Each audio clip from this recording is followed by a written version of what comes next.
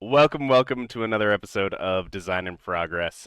Today we are interviewing Josh Yearsley, the head designer, main designer, only designer for Designer, lead designer. lead Yeah. designer for the Homeland's expansion. If you go back to the last video, we go over a lot of the cool stuff that's come out. Well, today, which was actually yesterday, which is a different time, on the 10th. If you're watching this, the PMP is out. Go watch it. Watch it, play it, print it, play it. So go watch that video. That'll explain a lot of different stuff. But this video, we're just going to be talking about a bunch of different questions. Some about the Homelands expansion specifically, and some just kind of general board game design ethos, mythos, Yeah. whatever you'd like to call it. Um, so my The shadowy corners the, and the sha- crevasses of yes the board game design. yes the back alleys of board game design. Yeah.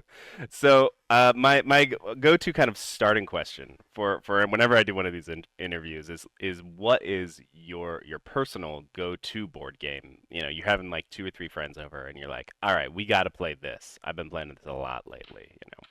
Yeah. So usually so at my house, so I actually live a little bit of uh, context for me, background for me.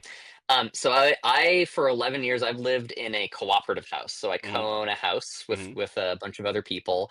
And our house is kind of like it's like 80% house, but like 20% community center.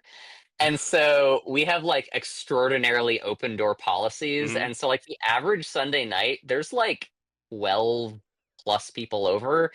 And so often like we're going for things like Blood on the Clock. Like we've Hmm. played Blood on the Clock Tower so many times. Because Like I've you got probably the run Blood on numbers. the Yeah. I got the numbers. I probably run Blood on the Clock Tower like 50 times at this point. Oh my gosh. I love the game. Also, I'm biased because I worked on that game, but it is a game that like I love so much that I've played it 50 plus, Right. run it 50 plus times after having worked on it, which is saying something. Yeah, it If is. That you is. if That you does say know if something. you have ever worked on a game, you know that like unless you are working more on the game, if somebody is like, "Hey, do you want to play that game No, that you worked on I, for d- years and I don't. years?" I don't Again, actually. often the answer is no. Um, So, but yeah, will you buy love it love that from me game. afterwards? Yeah, yeah. But yeah, so love for those circumstances, love Blood on the Clock Tower. And like Just One, also Mm, just really good party game. Like mm, that, Just One has held up like so well. mm. It scales infinitely basically and doesn't break. Yeah, It's just really, which is really actually good. like pretty hard to find unless you're doing like a like kind of individualized roll and write like Right. cartographers or something like that. It's pretty Right. hard to be like, well, we And have roll and 12 people. What can we do? Yeah. Right, and roll and writes, like, they're fine, but, like, they run into a problem, which is they just often just turn into multiplayer solitaire, where Right. it's just like, you do your stuff, and then, like, everybody looks up, and it's like, "Oh, I got 78 points." And, like, that's just not my jam, Right. basically. So something like Just One is great because it's very social, you can have 20 people, and it can still be really social. Right. Um, so for large groups, those werewords is Mm. another big one. But I'd say those for large groups. For smaller groups, Dune Imperium. That's like my go-to game. That's been like probably my most played like Baby Feast for Odin, but I think Dune Imperium probably takes the cake for like Mm. go-to game for like a meteor, Mm. but like a game that I can pull out like literally anytime, basically. I remember the year that Oath came out, like Dune Imperium also came out, and Dune Imperium and Oath were on a lot of the same like Game of the Year lists, and like Dune Right. Imperium won a lot of them, and I was like, I can't be too mad. You're It's like a really, really good game. like I get it. I'm not happy Yeah, I about get it, but I it. get Yeah, exactly. it. So yeah, Dune Imperium definitely. Alrighty. Oh man, my tabs are all messed up. Um, so what is what's your origin story, I guess, for game design? You know, like Yeah. how did you end up here?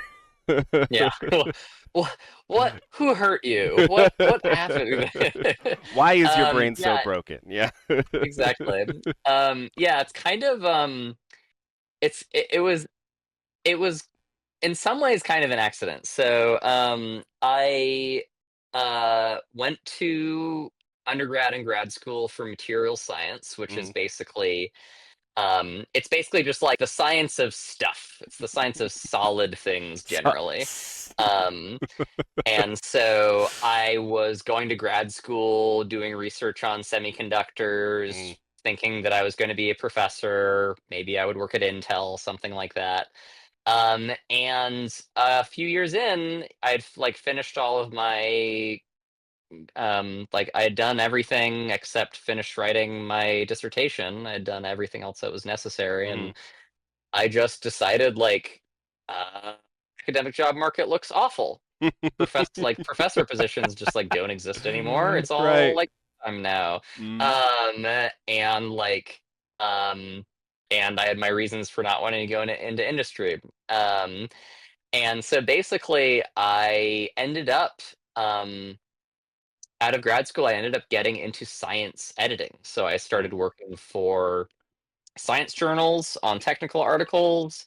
I also did some more um, mainstream articles in science magazines, doing a lot of editing and fact checking for that kind of stuff. mm, And so I started in science publishing. And basically, what happened was this was around 2013 when mhm. Kickstarter was starting to blow up in tabletop games. Um, and I had this idea. I was just like, you know, I bet that there are a lot of teams out there who need help with their rules. I bet, like, I bet that's true.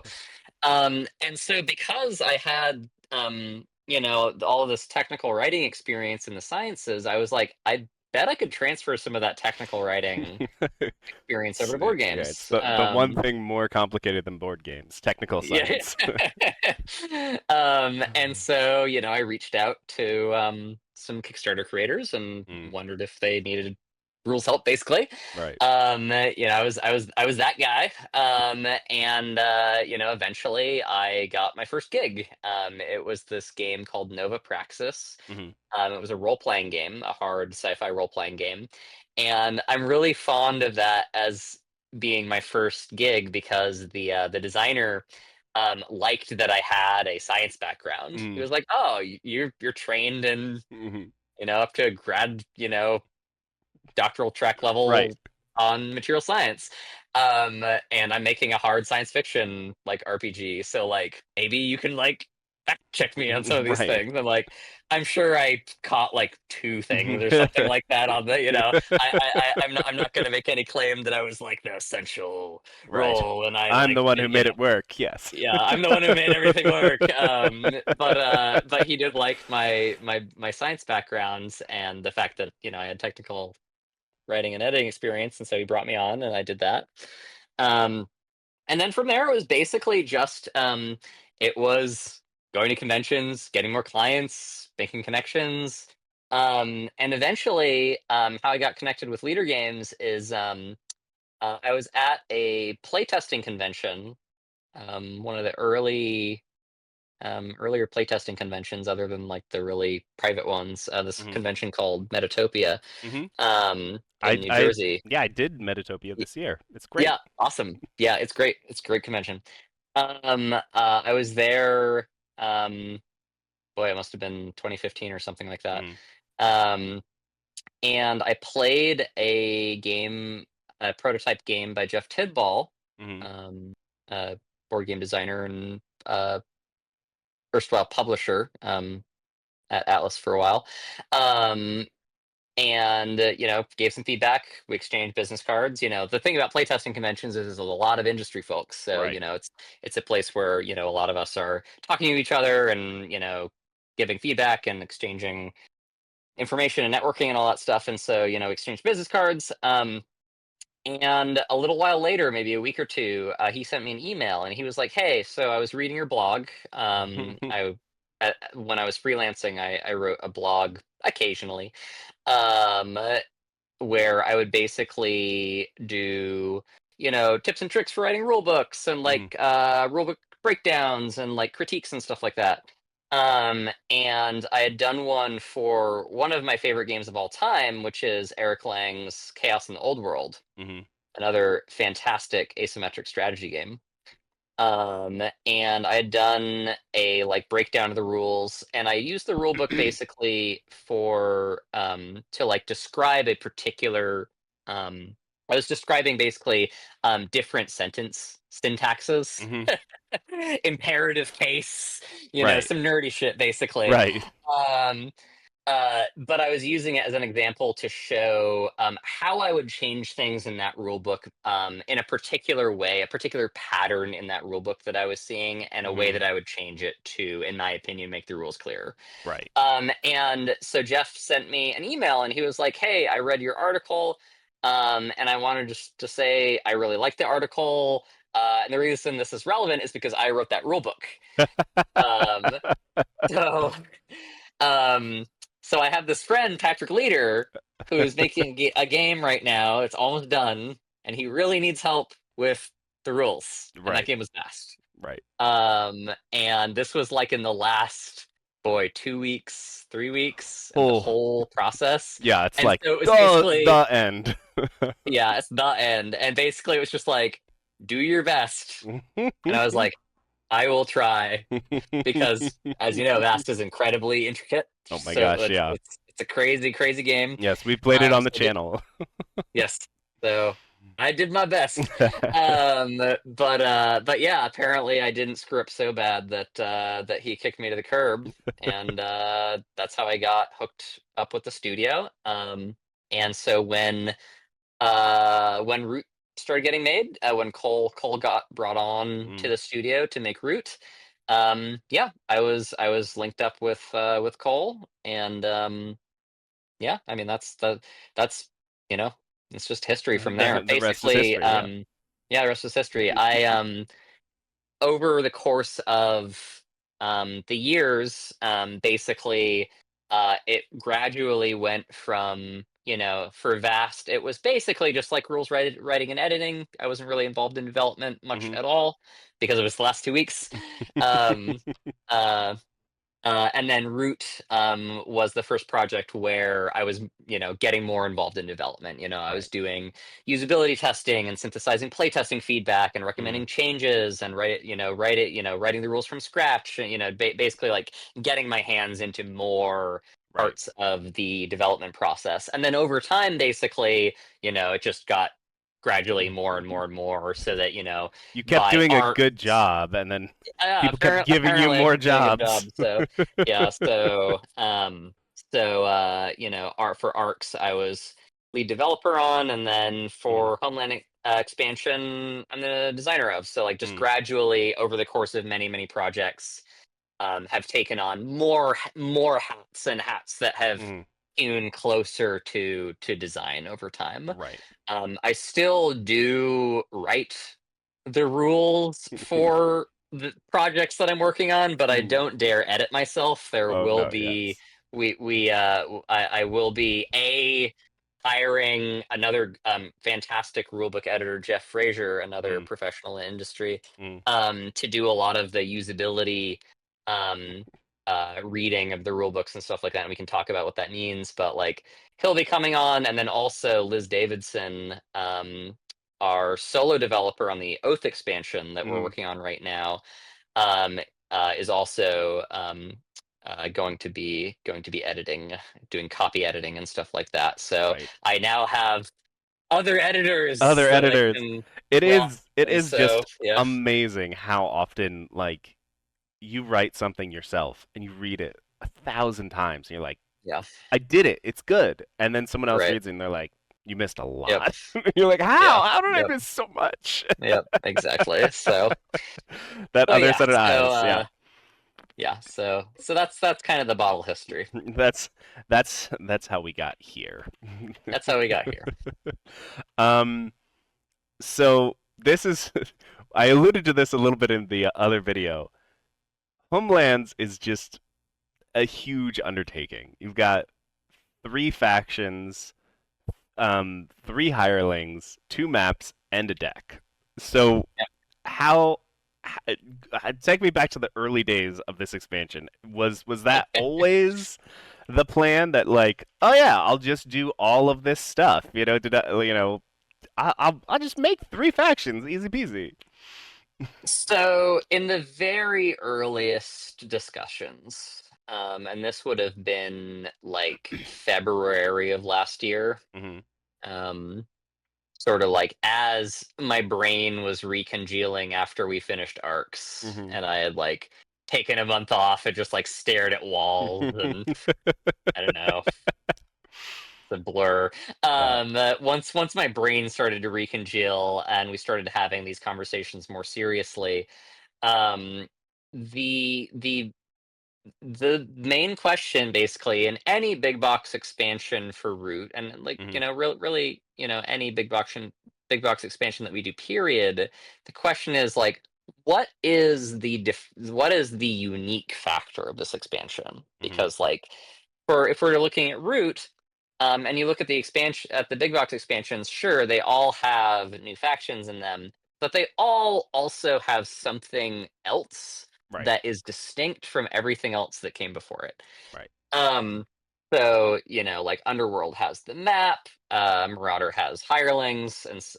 and like lays the groundwork for all of the landmark stuff, Right. and so on and so forth. And like Riverfolk like introduced a proto bot that Right. we would eventually rework again, et cetera, et Right. cetera.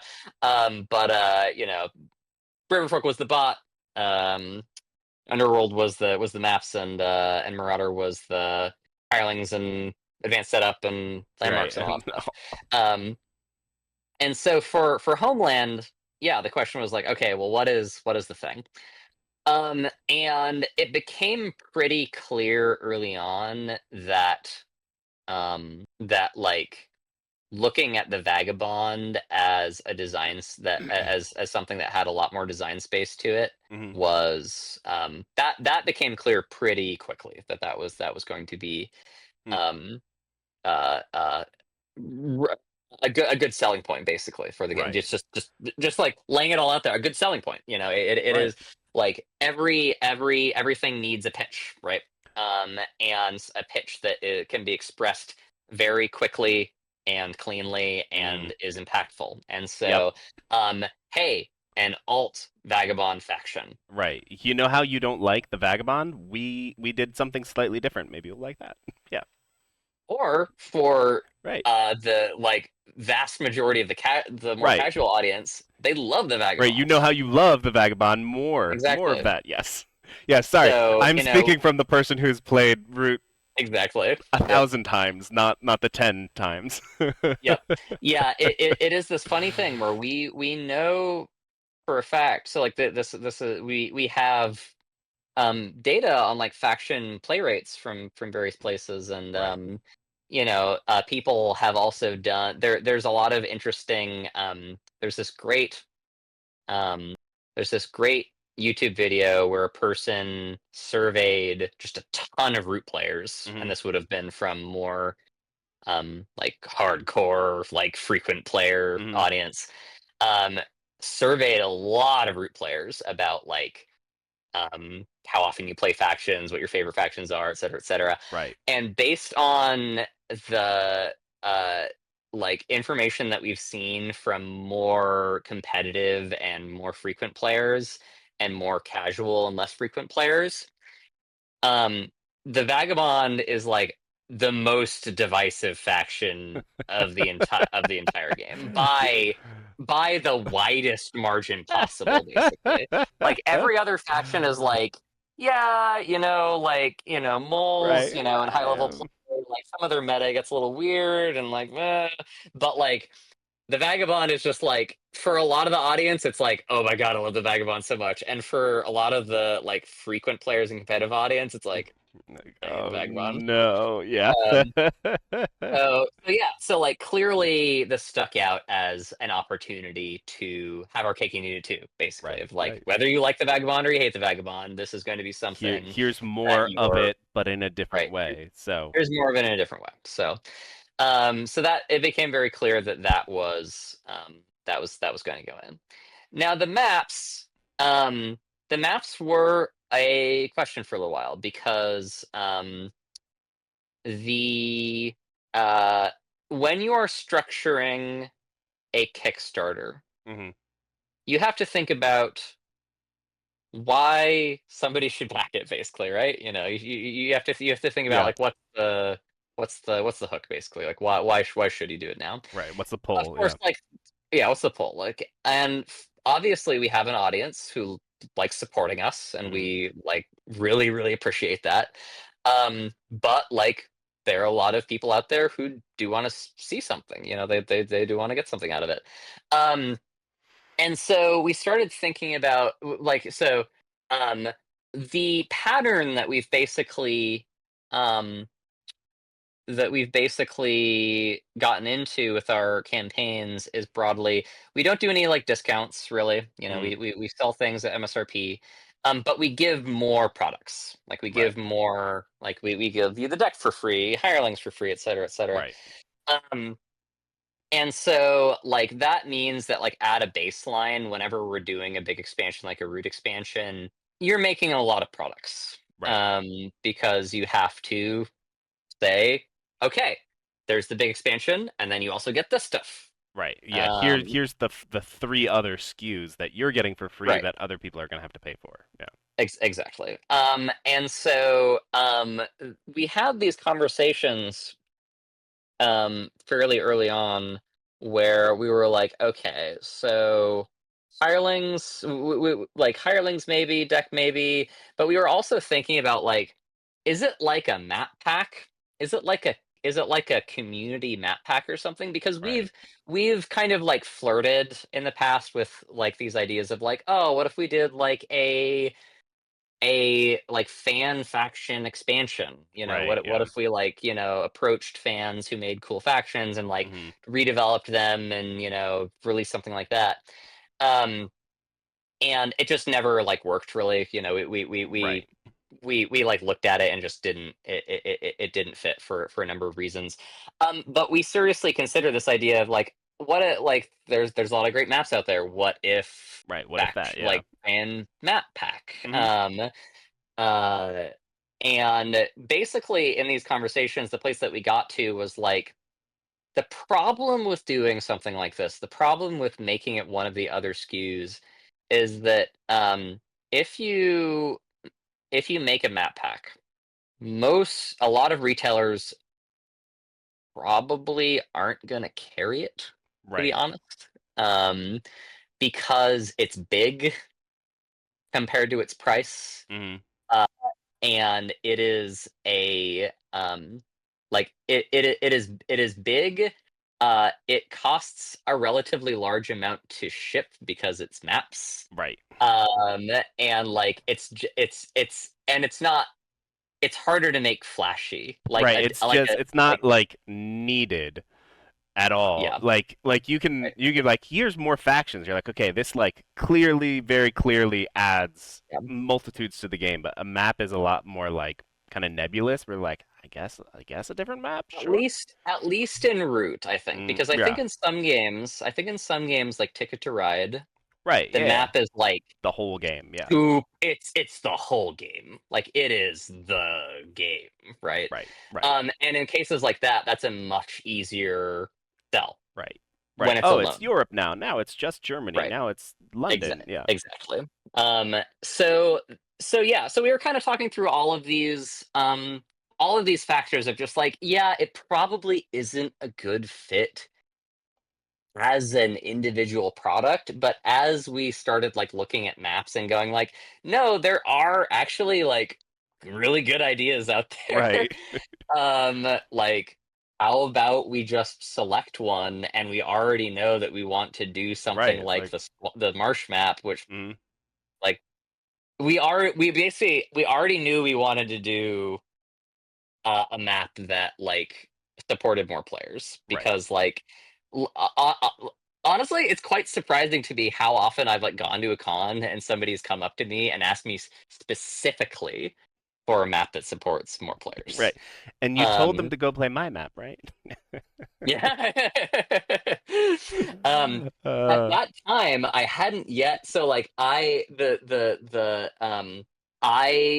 was so in Arcs land for mhm, so many years that right. coming back into Rootland was like an epiphany. I was like, whoa, Oh, yeah. stuff.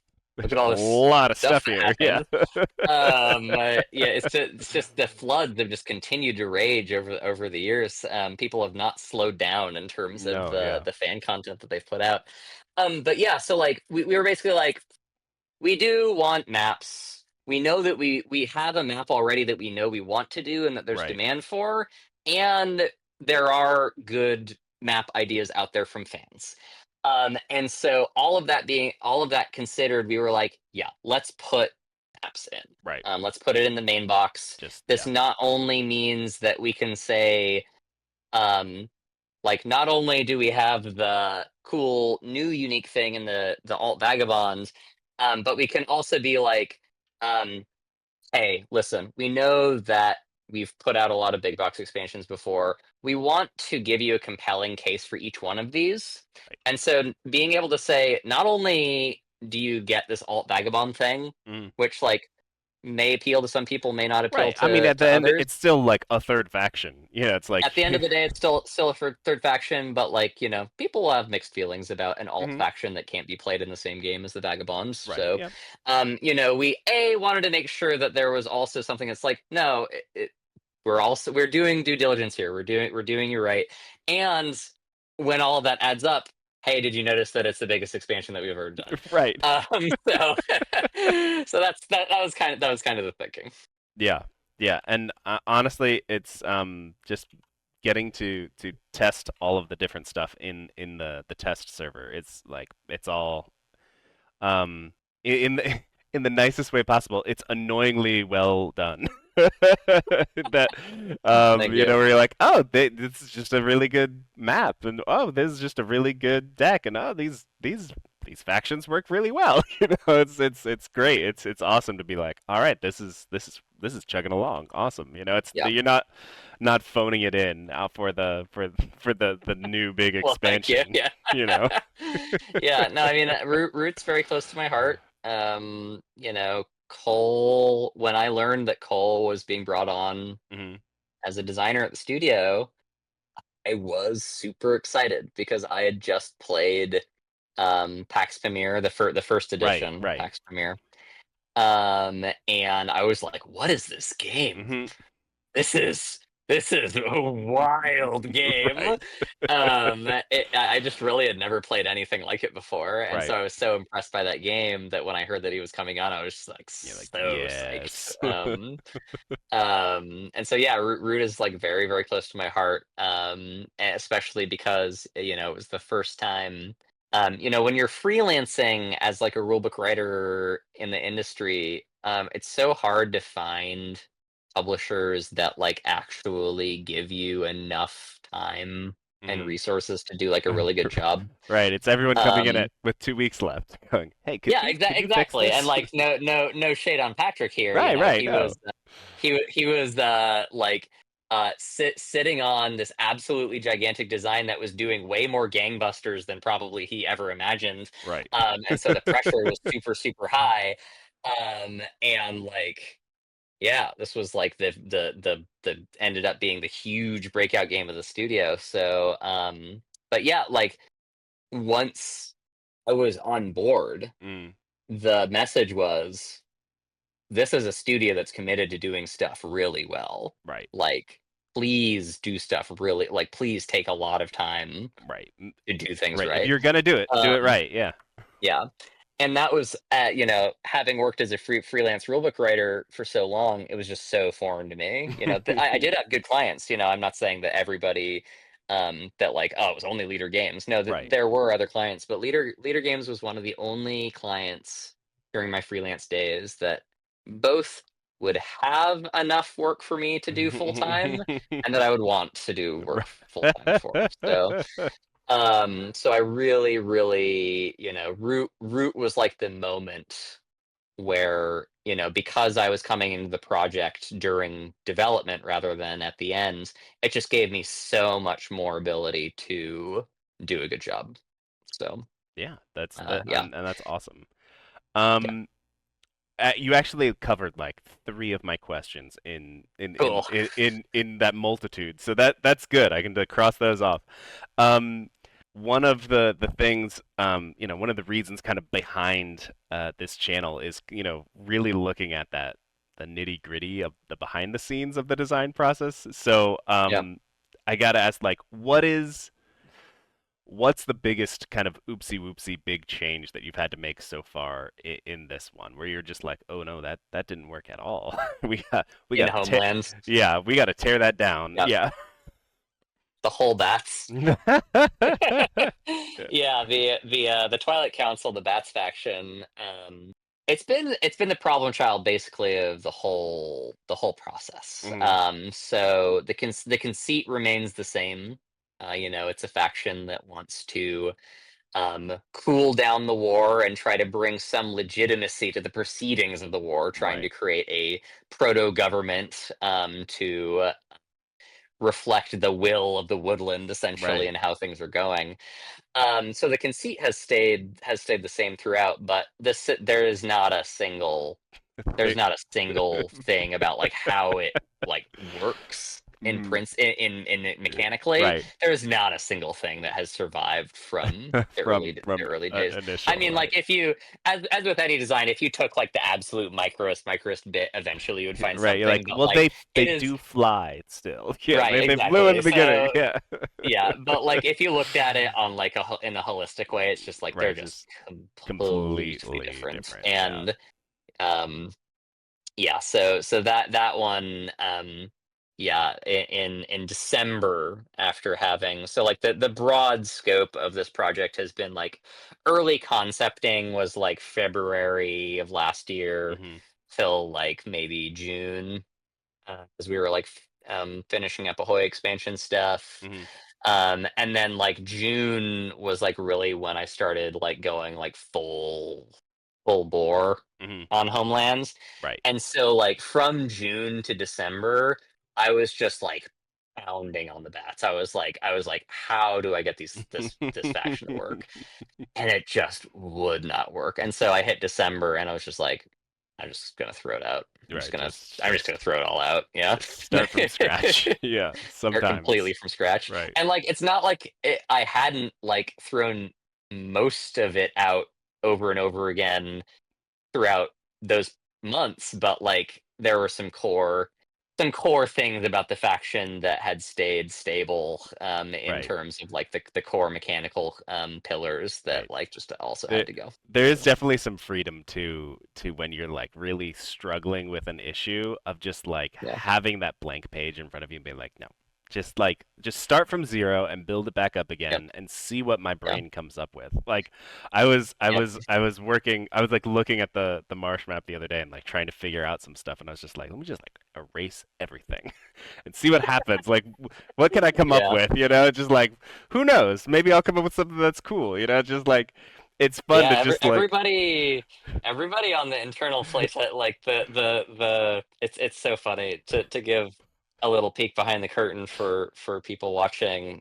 So um, maybe like 5 or 6 or 7 days ago, I finally put the marsh map onto our like internal playtesting mhm, Discord server right. where we have bunch of root players who a lot of them have played like a lot of root. Too um much root, some might say. Too much root. This is a place where a lot of playtesting happens in Homelands, and basically over time I've been staging different parts of the product suite, Right. the parts of the big box expansion, but then also hirelings and the deck and things like that. And I've been sort of like introducing these things over time because Right. if you introduce everything at the same time, it's just It's you don't know what to a focus mess. on. Yeah. It's a huge mess, and like you can't pay attention to anything. And so recently I put the marsh map on. And to be frank, I have not done a lot of work on this thing. Right. It's pretty rough. And just like immediately, like the server just like kicked into It's just action. like, And it was just like idea. And I haven't even read everything. Like that happened over the course of the yeah, past like 2 or 3 days, yeah. and I've just been over here going like, Bats, okay, bats, just bats. okay, just that's and just like here's some other things. I'm just there's gonna let all of that accumulate. That's all there's gonna accumulate, there's and then plenty I'm of gonna time. read all of that at the same time. Read all of that. You don't need to worry about that. That's not going into this Right. print play that's Yep, yep, happening yep. soon. You just Just look over here. you set aside a Friday one day, you get a really big Yes, cup of coffee and you just scroll backwards. exactly. So yeah. um I this is actually kind of two of my questions are kind of related, which is as kind of the rules guru of the game that you are developing, have you ever hit a point where you come up with like an idea for it and then you go, oh, that I'm gonna have to rewrite so many rules to make that work, you know? Every day. I mean, that's the number of times like where I silently like say like too long or like Right. You're no like, no, or no, like no. like messy or bad interaction. Like it's just it's constant. Go. Like it is the problem like with I mean it's an advantage and a disadvantage of just like um yeah, like I am like good at editing myself, which Mm, depending upon where you are in the creative process can right. either be an advantage or a liability. Right. Um but yeah, no, I mean every moment of every day seemingly. Yeah, especially now that like and it becomes increasingly prevalent as you get more factions and more systems. Right. Right. So, That's just you everything know, gets exponentially more complicated. Yeah. yeah. Yeah. Yeah. And And so I really like I think like I mean, I guess come back in 6 months and ask me this question. But if you ask me the question right now, like, do you think there are any factions left in Root? I would be like, you're like, oh, it's there's just so many. You're right. It's just so there's many just connected to each so many other, and factions. yeah. Yeah, like it's partially just like a please don't hurt me response from like Right. a rules Please perspective. don't make me rewrite the Um, rules again. yeah, but also, yeah, I do genuinely think that like it took a long time to concept out and then implement. Right. That's the other critical thing. Right. Yeah. Um, three more factions that all felt like they really had something to add to the design space. Right. And in the early concepting stage, it was not like I had 12 reasonable like possible ideas that I could work on and I whittled it down to three. No, Right. these were the three ideas. The- These were the These were the only good ones like at the ideas. end of the concepting where I was like, no, these are the only good ideas that I have. So, and I don't think I'm bad at concepting. So this is it. Right. So yeah, no promises, but I'm starting to feel the walls The close right, in the in this press. design Yes. space. Yes. So Yes. yeah. Yes. So to kind of piggyback off of that, I guess, is knowing that you have the Direwolf Digital going on, Hmm. kind of an expansion behind you, and that so many people play Yeah. using that interface.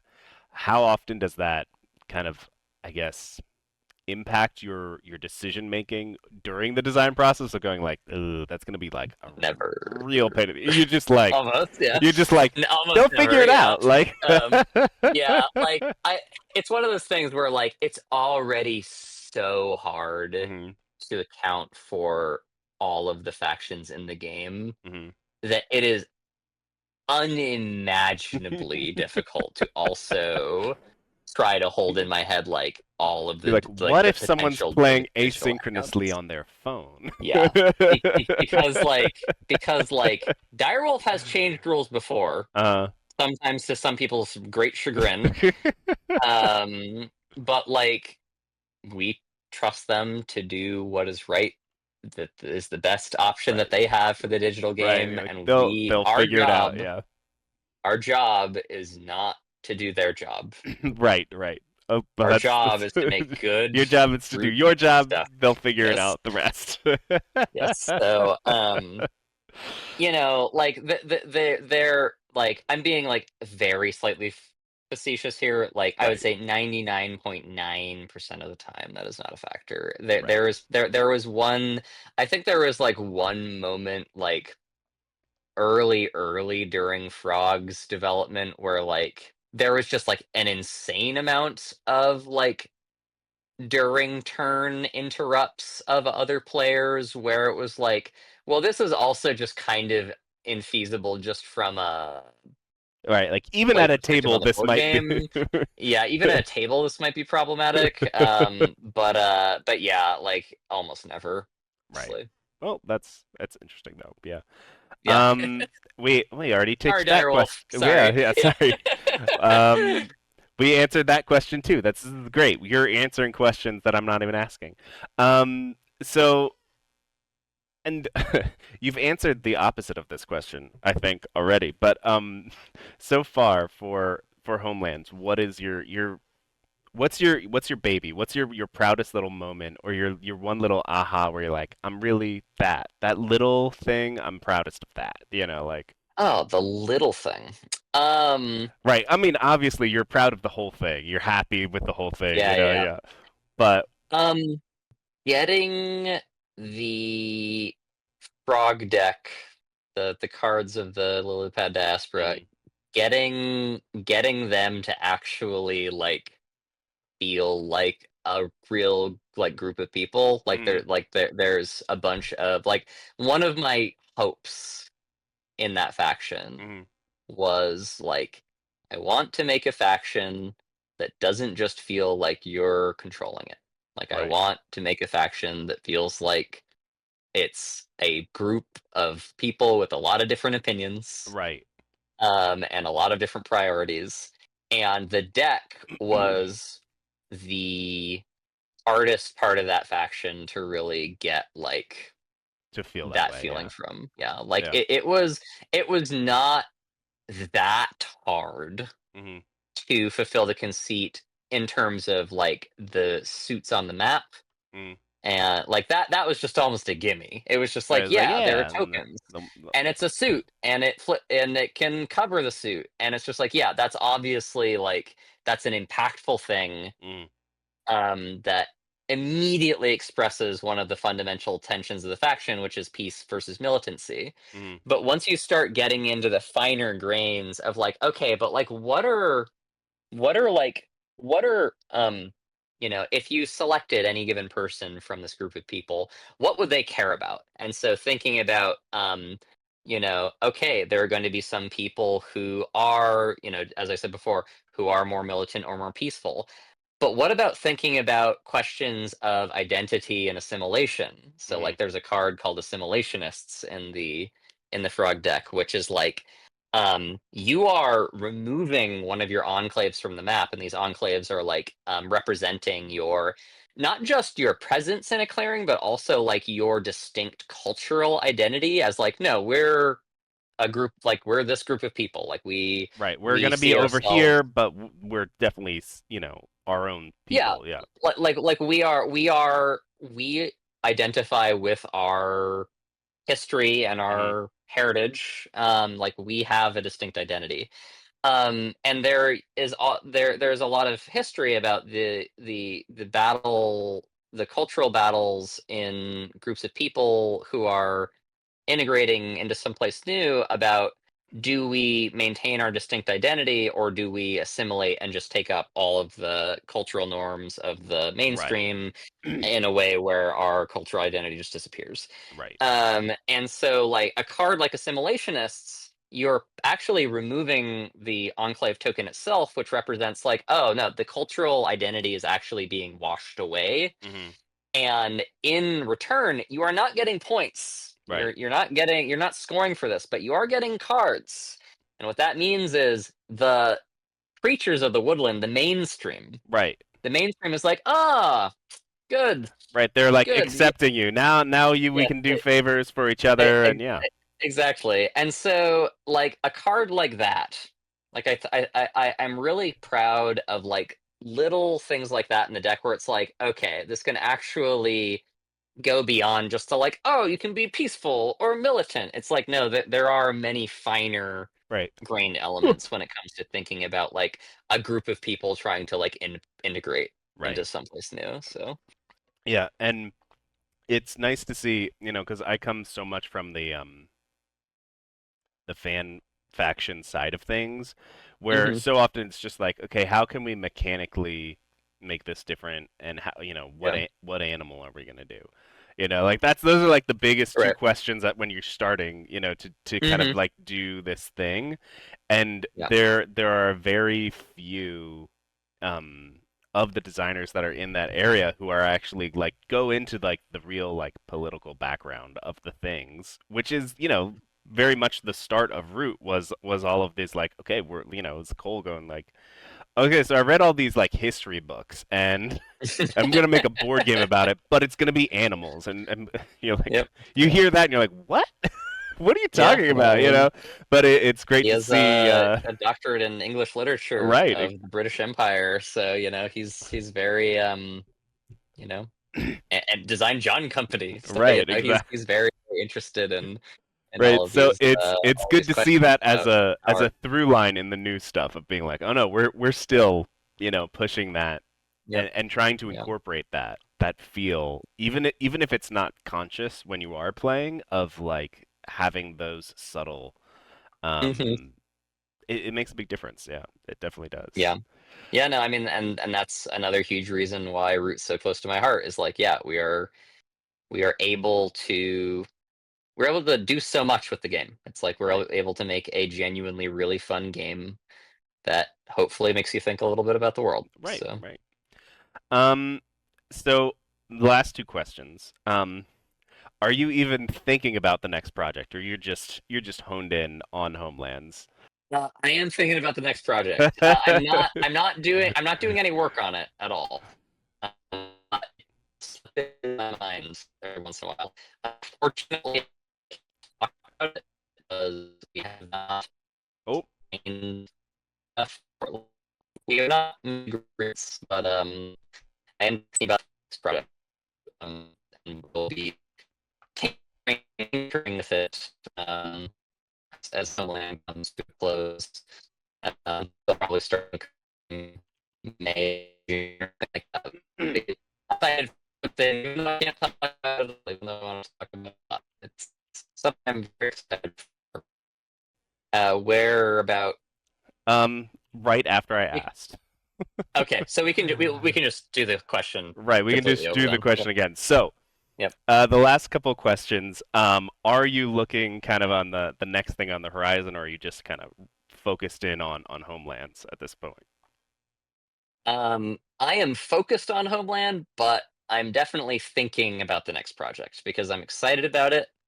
I can't really talk about it. Mm, It's we haven't finished negotiations, mm, but it is a potential uh, design from outside the studio. That is a game that I love, and there's a chance to do some work on it. So that's awesome. that's basically all I could say about it. And for Um, legal, that's literally all you can say. Yeah, literally. I mean, like nobody has even told me I can't talk about it, but I really shouldn't talk But you're about like, it I'm until just gonna yeah. assume that I'm not gonna talk about this. Yeah. Yes, yes. So But yes, I am very excited for it. Very hyped up. But yeah, I haven't started any work on it yet. But that's good. as Yeah. Homeland winds down, I'll Right. start playing with it.